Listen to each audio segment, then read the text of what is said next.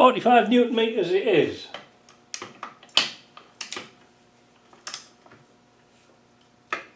We'll just start to nip them down a little bit.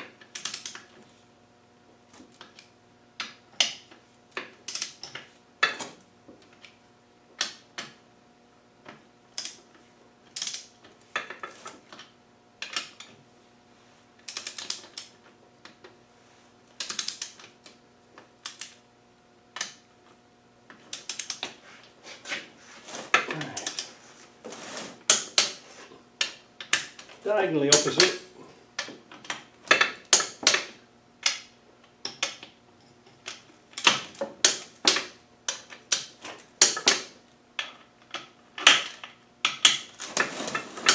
There we go. Now, as you can probably see here, that's the amount of sealer that's come out. That's all it needs. It doesn't want to be sort of coming all down the bloody sides like a waterfall, because otherwise it's a waste, isn't it? We don't like waste.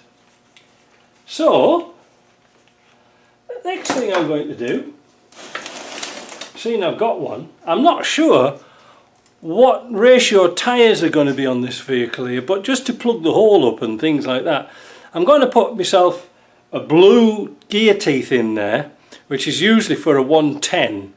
They come in different, the gears for the speedo drive come in different colours and different number of teeth, like me. And so I'm going to put that in, and that'll plug up the hole and stop any dirt getting in. Now let me go and find one. So there's the little holder. Sometimes these are a bugger to get out.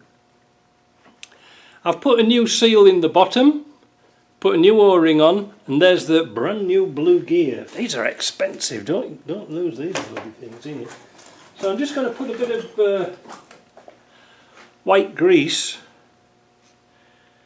around the outside for the O-ring, and a bit of white grease where the bearing goes. Now, this is another thing when you're playing around. Oh, I'm on Zoom. Well, not on Zoom, but I'm zoomed. The square, you can't really see it now. You've got to be careful when you do a conversion from a Discovery. You usually have to change the gear in here if you're going to put it onto a Defender. Not only are the teeth different, but the square drive is different. Now be careful of this one when you're messing about, because like I say, if it's got the inducer, you know, for the electrical pickup, it's usually got a smaller square. It's one of those nightmares you're never sure of until you get into. So I'm just going to do that, and I'm going to tap that in, because I know it'll come out quite easy. And then, like I say, I know what a job you have trying to get these out. Now we got that out of the way. Oh, God, I've got some stuff down here.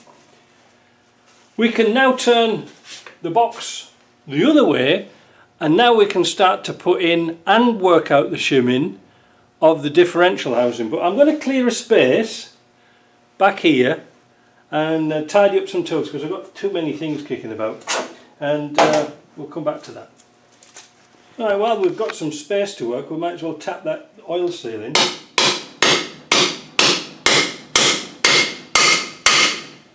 There you go. Try not to hammer them in with just a hammer going around them like this, because they are kind of thin and you can warp them. They can bend, could leak. That's what you don't want. These are all corticore seals, and you can see there they're pre-greased. So the next bit, now we've got this upside down, the next part of our job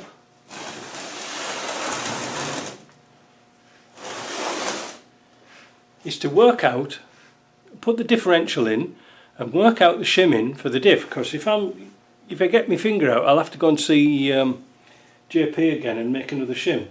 So that's all nicely turning, that's all good. That's feeling nice, that's feeling lovely. We've got the bush in. Oh, this has still got a dowel in here, so that's good. We mustn't forget to put the dowel in the top when we finish this job. A lot of people forget the dowels, very important, because otherwise you'll get it misaligned. Right, so let me clean up the diff and let's pop it in. So here's our differential unit. We've been through these a time or two. This is high gear, this is low gear. And the diff in it felt lovely. I didn't even bother taking it apart. This hasn't got many miles in, and I actually had the luck to drive this before I took it out, and it was kind of good. But if you're not sure about the diff itself, 2 shafts in, turn it, and it should hardly turn at all. It should be a tiny little play in it. If it's too loose, take the differential apart, re-shim it. But like I say, I was fortunate to drive this, so I knew it was alright. Now this is the tricky bit, because it gets a bit heavy. We've got to get this shaft lined into the hole that goes down here. Right? I'll just wipe my hands a bit. I've pre-oiled the diff, as you can probably see by the oil slick on the bench. Just some light oil, that's all, nothing too heavy. Right, let's get this in. And this is a heavy unit.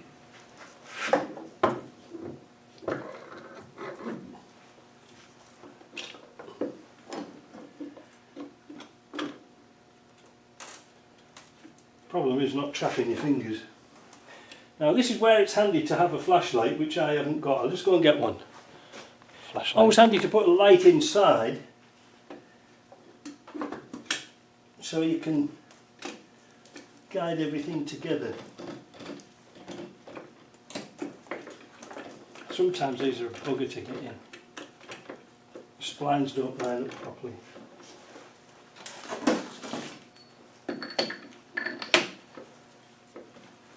Then all of a sudden it'll just bang down.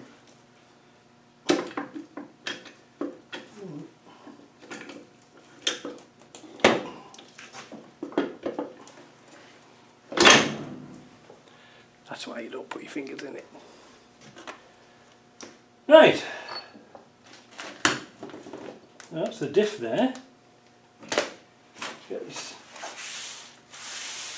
get this excess oil off here, because the last thing we want to do is get our overalls dirty. So, that's that section done. The next thing, we're going to do exactly the same thing by taking this big shim out. We're retaining the bearings because the bearings are looking lovely. There was nothing really wrong with them. They sounded brilliant. Now I've got to guess that this shim was okay. So again, what I'm going to do is I'm going to measure up the shim. Turn my machine on. See, right? 252, 253, 252, 253. Let's call it 253. Write that on our bench. 2.53.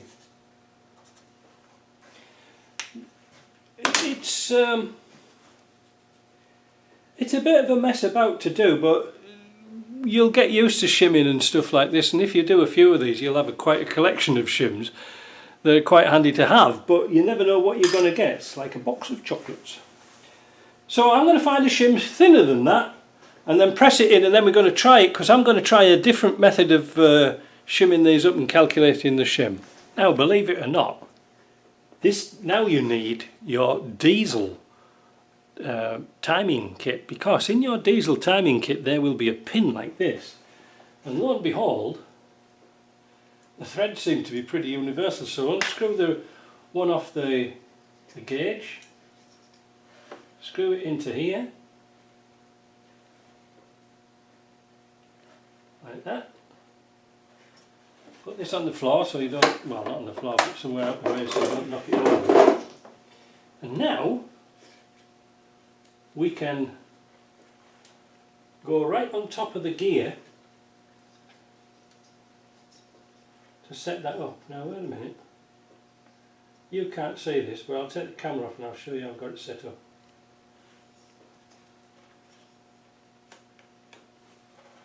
In fact I could turn it around, couldn't I?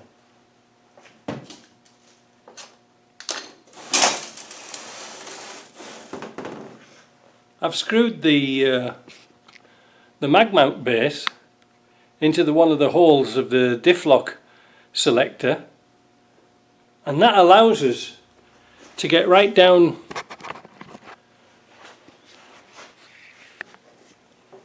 oh, can you see? Yeah, you can see the pin there. Oh, wait a minute, I'll just get the light out a minute. Where is it? There. You can get the pin right on top of the diff. That's pretty good, isn't it? Well, it's one of those scratching head moments, because the shim I took out was 2.53. The shim I put in to test it was 2.25. So it was about 0.25 of a millimetre difference. However, if you can see the gauge, don't look at the background, I'm going to put a bar underneath it and lift it up. And 0.1.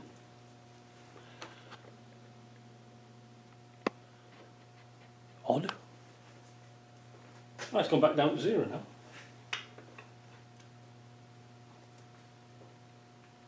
Ah, 0. I think that's just moving the gauge around, look.